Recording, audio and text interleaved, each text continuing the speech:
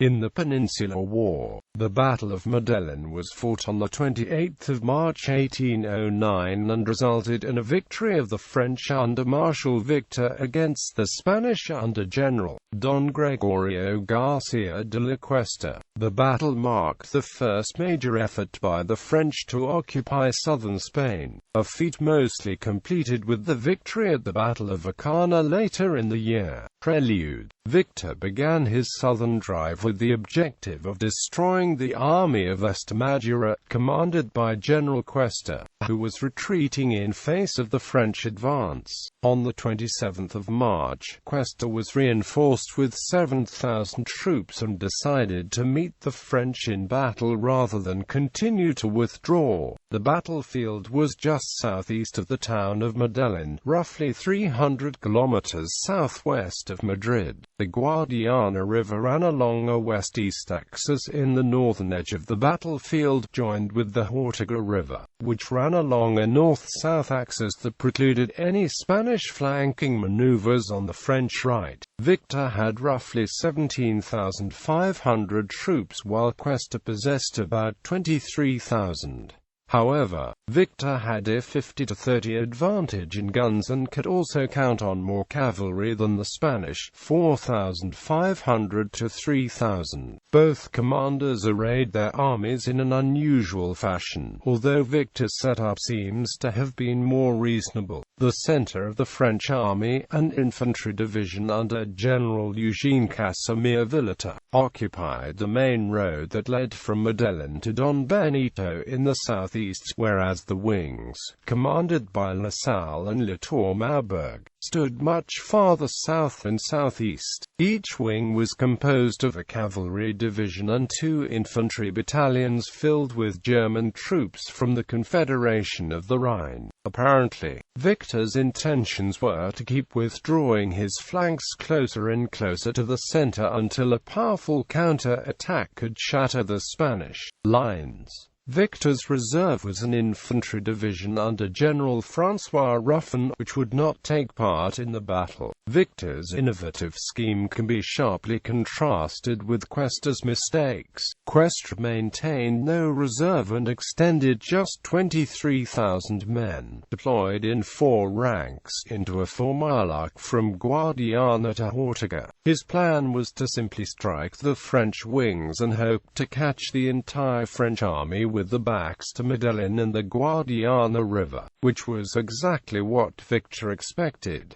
The cannonade began around 1 p.m., and Cuesta ordered the attack about an hour later. The Spanish initially had a great deal of success, repelling an impatient cavalry charge on the left flank by a brigade of La Tour Maubourg's dragoons and prompting both French wings to keep falling back, all while the skirmishers unleashed deadly fire into the French ranks. La Salle's position was a bit dangerous, since the Guadiana at his back meant his 2,000 cavalry and 2,500 infantry could not fall back more than a mile. 3 Spanish cavalry regiments hovered around the bank of the Guadiana and attempted to turn the French left, but La Salle and his men held on to the tenuous positions.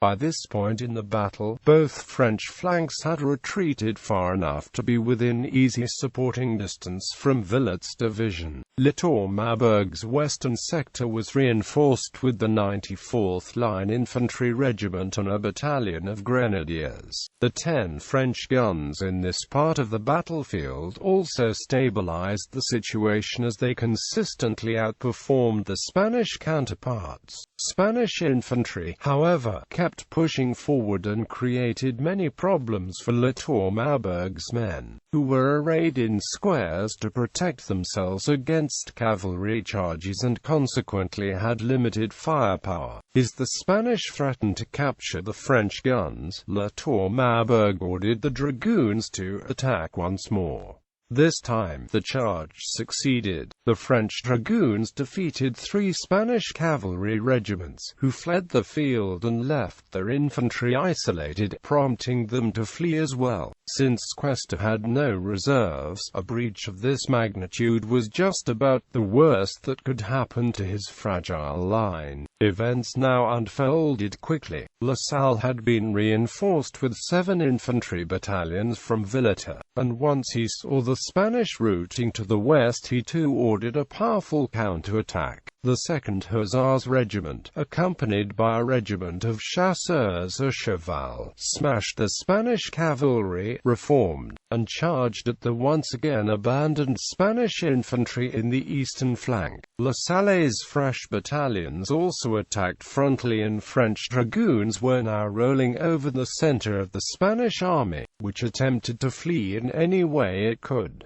Many were brutally killed in this chaotic retreat, and Cuesta's army effectively ceased to exist. A large part of the Spanish army, mostly on the right flank, was totally encircled, with no room to move. The French gave no quarter to Spanish soldiers, standing or surrendering, and during the rest of the day they killed all of prisoners taken. Entire units were totally annihilated, Spanish bodies covering large extensions of the field. Aftermath. It had been a disastrous day for Cuesta, who nearly lost his life in the battle. Some estimations put the number of Spanish killed at 8,000 men, counting both battle and after-battle killings, and about 2,000 captured, while the French only suffered about 1,000 casualties. However, during the next days the French undertakers buried 16,002 Spanish soldiers in mass graves. On top of that, the Spanish lost 20 of the 30 guns. It was Cuesta's second major defeat at the hand of the French after Medina del Rio Seco in 1808. The battle saw a successful start to the French conquest of southern Spain.